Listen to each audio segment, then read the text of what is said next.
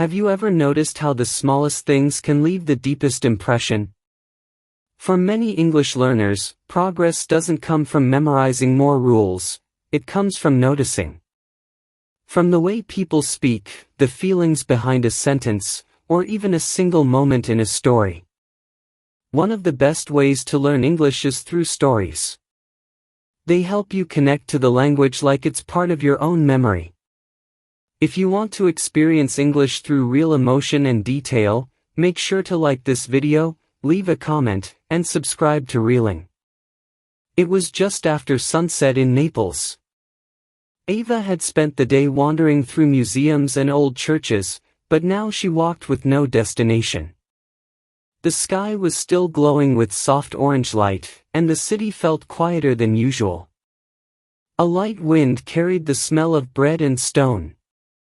She turned into a narrow alley, the kind you find only in old cities, where the buildings lean inward and the windows are too close. Laundry hung above her head like soft flags, and the sound of a scooter faded in the distance. There were no street lamps. Just one small light, fixed high above a wooden doorway. It flickered. Ava slowed down. The alley was empty, silent except for her footsteps.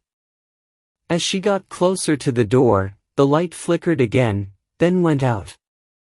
She stopped walking. The darkness felt thick, like it had a weight. She looked up. The light was completely off now, as if it had never been on. She waited. Nothing. She stepped back. The light came on again. She stepped forward. Off. She stepped back once more. On.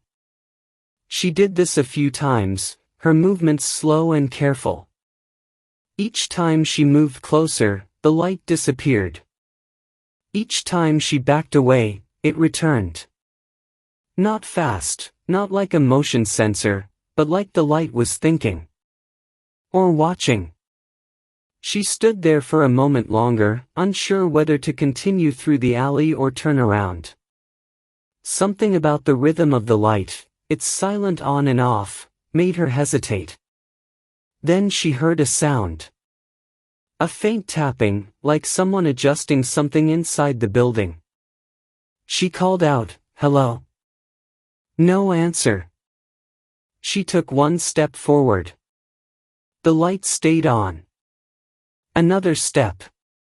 Still on. She walked slowly beneath it, heart beating louder than her footsteps. As she passed under the light, it dimmed, just slightly, but it didn't go out. When she reached the other side of the alley, she turned around. The light above the doorway was glowing steady. She stayed there for a few more seconds. Nothing else happened.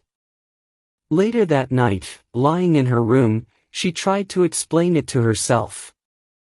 Maybe it was a broken bulb. Maybe someone was playing a game. Maybe it didn't matter. But somehow, that light, the way it responded to her presence, stayed with her. Not as fear. Not as wonder. Just as something quiet. Something she hadn't expected. In today's story, we practiced phrases like turned into an alley, flickered, fixed above, as if it had never been on, and made her hesitate.